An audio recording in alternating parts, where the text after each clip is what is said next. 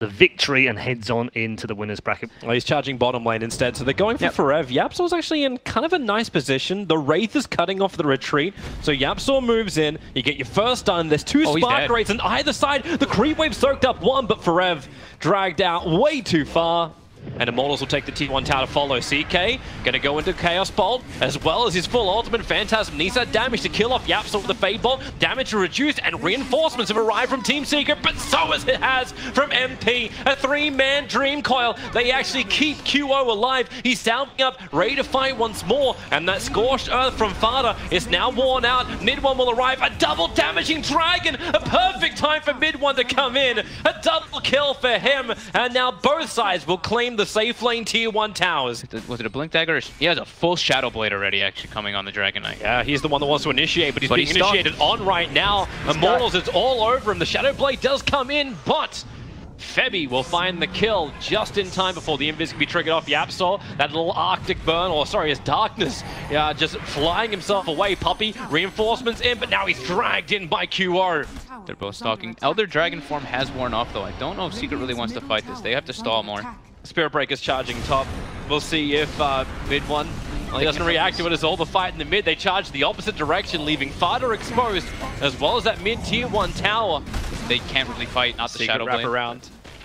They're looking to have a crack over on Febby. YapzOr's going to get the pickup, and MP, the jump in, three-man silence and Dream Coil. MidOne has the BKB to protect him, but then he's instantly cursed up. FATA and Ace attacking into him. Now he breaks free, and Febby will end up falling. QO's in the backlines, but all the moment he's doing is attacking a clone. It's not enough for him to really fight with. Put into the boy in the bubble moment. MidOne, he'll find the kill, getting drained down. It's only the Aegis see more to burn, so a 1-for-1 trade-off the supports plus the Aegis. Doombringer caught on the wrong side of the tracks. So QO has to wait to attack him. I think he did. Yeah, he did queue up with Blink Dagger next after that Crimson Guard. So he's very durable, but he can't really get his Doom off. MP, that's a fun jump. Silence on MidOne as well as YapzOr, who's killing off the ward, while Puppey was charging forward to QO. More supports coming in, but QO goes to the Phantasm. The Chaos Bolt, 2 seconds stun over on MidOne. Now stolen by YapzOr. Ready to inflict it into the Chaos Knight. A 4-second stun for YapzOr, plus the reveal of dust. Nowhere to hide. QO will end up falling. He cannot go invis with a Shadow Blade because of that dust. There is a little bit of a revenge, however. A perfect Dream Call, giving MP a double kill. But Immortals, they don't have the numbers anymore. 3 heroes down, it's about to become 4. A quick phase shift, and will that jump away? It won't happen. Oh, it was a stolen ward? Fight, and that's Immortals in a nutshell. Yeah, like we said. I wonder if it's also Immortals thinking like it's more about the high ground than anything else. YapzOr, silence is out. MidOne right behind MP. Support's going to be there in the form of Dubu. They get the strike onto MP as Puppey starts running up into the river. He's really on the wrong side of this, so Febby's able to help bring him down with the help of Forev, but the curse keeping Doombringer out of the fight, while it will be Ace, trapped in by QO, and here is that damage Immortal wants, with MidOne's BKB wearing off. He's out of range of any kind of detection. There's no gem, there's no dust, so he can just keep the run going, and Febby focusing to grab into YapzOr. He can't reach him, so he voids FATA instead. QO, he's on the way in. Reality Rift, pulling in the Doom. So much negative armor, and the 4-second Chaos Bolt. Combine it with the Sucky of Forev, they'll bring down FATA, and they're looking for another bigger one. They're going to be the last Dragon Slayer if possible. MidOne's on the run, the last survivor of his race. Team Secret being that. All 5 down. Well, Immortals have claimed that last outer tower. They want the tier 3. This will open up the shrines as well, so the only outer positions the Team Secret have to work with. Under threat if they can bring it down. The darkness up for Febby, so vision gain from Team Secret is even worse. They only barely see outside their base with this vision change. QO into the Spark Race, but all he's got to do is back up, regenerate up a little bit once the heart kicks in. And they can just keep doing this time and time again. Yeah, Forev almost level 20 now too. Oh, he's straight in. MidOne initiates. He's looking for the kill onto Putner. It won't work when Dubu is there to protect him with that cold embrace. FATA in, I say, way too deep. He's underneath his own tier 3 tower, and that's not enough to survive. Puppey will get brought down as well on the back lines, and it looks like Immortals are cracking the top of the Team Secret base. They'll go in, they'll kill off MidOne. QO's got a triple kill. Buybacks coming thick and fast from Team Secret. It's all or nothing. They have to find a defense here. Fighting against the Nether Ward, hard to do. They don't have any reveal. They've lost the gem as well. DK's not buying back. Without Dragon Form, it is kind of futile to do so anyway. But with Ace, they can at least force them back out. Nice Night Stalker will die. But when Night Stalker is worth almost 600 gold for a kill, you know you're in a bad position. FATA will blink in for the Doom, keeping Pugner off the lines. QO's in deep. Remember, he's got the Aegis Immortal, but where's the detection? He's walking out. FATA comes back in again. He's got the Gem of True Sight, so QO a quick reality rift. Dubu will curse over on FATA. Ace keeping the distance for the moment. They'll get a quick Infernal Blade. QO needs to die here now. Team Secret, they need some exit kills. QO being picked up by YapzOr. Hold him in close. Hold him in tight to the bosom of Team Secret. QO will end up falling.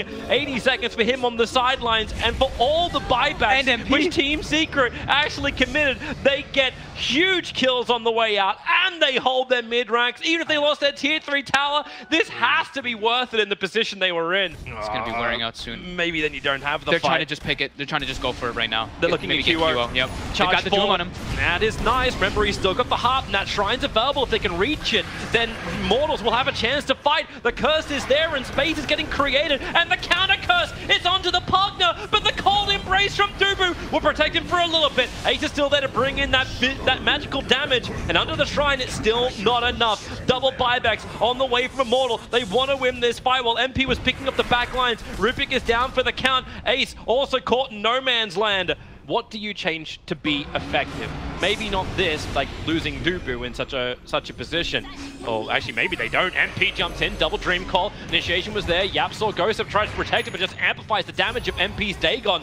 And the stun, Puppey, they keep pushing him down with a 4-star, a 3-second stun. But then again, you got the CK so far on the front lines. There's no buyback available from YapzOr. Puppey gets drained out by Ace. Aegis Immortal is burnt, but there's the curse, slowing down the fight. Dubu trying to bail out. He cannot do so. Not enough life, not when FATA was that close to him. Now the 3-second stun, another Dagon kill. Buyback available for the Doombringer. So Team Secret can at least get back to a 3-man lineup, but that will be all they have for this unless MidOne can find the perfect jump. It's not going to be the perfect jump. In fact, it's the worst jump. He just gets exploded. No buyback for the DK.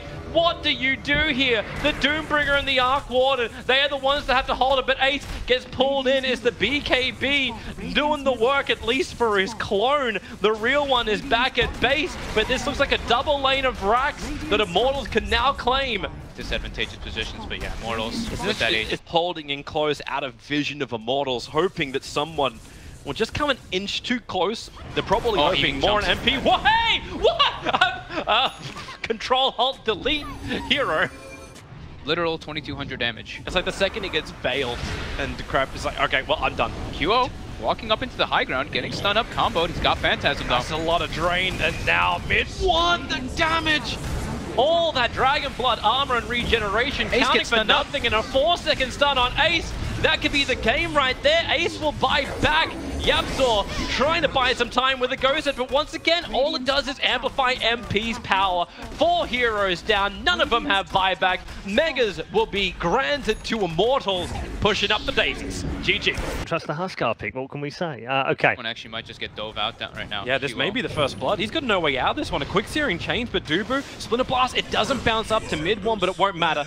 SB is going to be charging top, so Dubu has moved up towards Ace. He doesn't have level 6, there's no jump away. Triggers his level 1 in a Vitality, and now the physical damage has to do the work against Ace. Forev starts his TP back. That's 7 points of Burning Spears, and the TP won't complete. Team Secret, even if you want to smoke up, you're not exactly certain where the vision's going to be, so MidOne initiated on YapzOr and Puppey. They're actually watching this mid lane, and they still can't stop it. The Rupture is on Puppey. That's a level 3 Chen with nowhere to really survive, rocks or not. Dubu's already moving back out, and does he not close enough to Puppey? He'll be close enough to YapzOr, so he'll break the smoke on YapzOr. A quick kick silence, charge coming into YapzOr. That Spirit Breaker is going to go straight through the Chen. Maybe not when YapzOr just rolling boulders forward, and Dubu caught on the cliffside. He's got Splinter Blast available, throws it out. The damage is high into YapzOr. Forev dusted up for the moment, but they take the Spirit Breaker out of the fight. Thanks to FATA with this chaos effect. Ember Spirit dies in the meantime as well. They're looking for another target, and the charge forward will actually grant it for Febby. The Brewmaster split wearing off in a fraction fraction of a second, and that Earth Brewing, FATA actually left it there in the middle of the Immortal lineup. They're dropping like flies here, Team Secret. FATA will fall to MP's Nether Blast. Really suffering. Oh, Daya just scanned. They scanned looking for MP's rotations. This is why MidOne's now jumped into Spirit. But you've got Rupture up. They'll Decrepify. They'll Drain. A Spirit jump. He's just got enough distance on it where he's not really going to get hurt just yet until the Decrepify will connect. A charge coming in. Spirit Breaker will arrive. The Rupture's almost killed him off, but it's the buffed up Bloodseeker. That high movement speed. And it's all because Ace is on basically no life whatsoever. They're stunning on QO, but he is still living through all of this. Running away while Team Secret die. You've got the track onto FATA with the Brewmaster split down. Febby just jumps in, gives him the stun. FATA will try and survive, but Decrepified, TP begins. Where's your stun? There it is. Dubu brings the curse to bear, and FATA wants to run out of the Blood Right, so at least he doesn't take the damage from that. Denying himself is the only way out here. MP will not allow it. This is now becoming the easiest game for Immortals. They're going to double damage on Ace. But Immortals is all around. Here's the rolling boulder forward. They're going to get the stun kick onto MP, but the curse. Dubu's there at the right place, and Earth Spirit has a double damage Huskar that just ripped apart his own teammate. Ace is getting drained out. No way he can really survive this, but at least he can bring Forev down with him. The Burning Spears go to work. But then again, so does QO. They want to keep that Earth Brewing alive because you know who's coming back into it. It's the Blink Dagger on the Brewmaster to the tree lines. The stun's available. It's the Yule Scepter on MP. FATA, no way to escape this. Locked in the trees, and Immortals giving him a big brew hug. They're already starting to threaten with Blood Rage plus Pugna Blast onto the high ground. All out of towers, killed by 18.5 minutes. MP has Ether Lens as well as his Yule, so he's got all the mana in the world. He's actually going to get the kill on Brewmaster. FATA will fall. YapzOr's going down as well. QO is perfectly buffed. Puppey will walk in. They may even just call this right now. There's no way to really repel Immortals. It's 19 minutes into the game, and Team Secret are basically like lambs to the slaughter here. It's just sitting on the back, draining with Blood Rage. They're going to continue throwing the blast. Decent change for MidOne. Nah, he's going to cancel the Nether Strike. That's actually a big change. Forev and QO really low. FATA, he started the split but got cursed up. Ace has almost killed him, and he will die to the Splinter Blast as well as Febby charging through. Oh boy. They got QO. They did get QO. Febby will fall directly after. Team Secret, this is really happening again, just like game one. Team Secret defending the high ground. They brought down the big problem maker. Forever still there fighting, but MP, the second problem maker.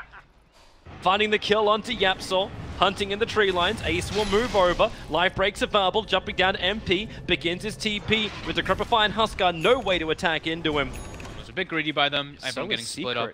They're smoke ganking. Yeah. They're coming in. They don't have a shrine available anymore. Rolling boulder from YapzOr. Gets the kick in silence. Is over onto the Wyvern. Can they kill him in time? The life is being given from MP into the Wyvern to keep him alive while Huskar ruptured. So all he can do is stand and fight against QO. And Immortals know this. They're backing up. They're trying to split this fight up so Ace has no real effect. So that's exactly what they've done. Into the back lines. Killing off the Chen. It's a 1-for-1 trade-off. QO moving like Speedy Gonzalez all the way down south for a little bit of regeneration while MidOne sucked out dry by MP. Ace wants to go in once more with that life break. But yours defensive, but they cut enough damage. The Burning Spears is still doing work, and Huskar is a real hero. They're not getting enough damage into him to pick him off. QO is coming back into the back lines, looking just to snipe out the support heroes. Playing this almost like a Queen of Pain. Ace, will he finally fall down with the Blade Pelt from Forev? It's too easy to tick him out. And Team Secret losing a lot of heroes in this. Gonna end up falling pretty quickly. The Rupture is out once more. This time it's on Ace, and he just stands his ground until Puppey can send him back safely. Dubu gonna try and make the most out of the fact that Huskar isn't here. Charging forward to YapzOr, who rolling boulders away to a little bit further to safety. MidOne, maybe not so lucky. Puppey with both Hand of God as well as Mech is not enough to keep the Ember Spirit alive. That's a big kill. He bought out to have that Radiance. Puppey will fall as well. No buyback from him as the Shuriken Toss cancels the TP from FATA.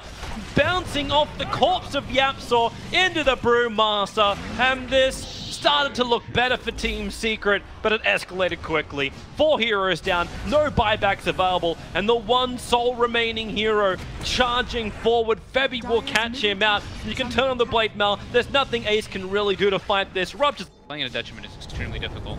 They're going again on mid. Oh, okay, the blink forward into the fight. So Ace can jump. He actually went for a mid one. They'll get the hit. Bounty Hunter will fall. Winter Wyvern will join him, and they're looking for a third. The Yules, actually, it was the Storm Bruling, sending QO up. Can they control him long enough to get the kill? No! They jumped on the illusion! They didn't realize which one was the real one until now. They send him up in the air, dropping him down. A little bit of a mistiming with the kick and boulder, so QO can trigger his BKB, looking for the opening. The rupture's on mid one. Team Secret, they tried to be ballsy. They tried to go in, and now the balls are being severed. Team Secret neutered in this mid lane. Ace is trying to fight it out, but Forev will bring him down. Maybe way too close to that fountain. He's got a lot to survive with.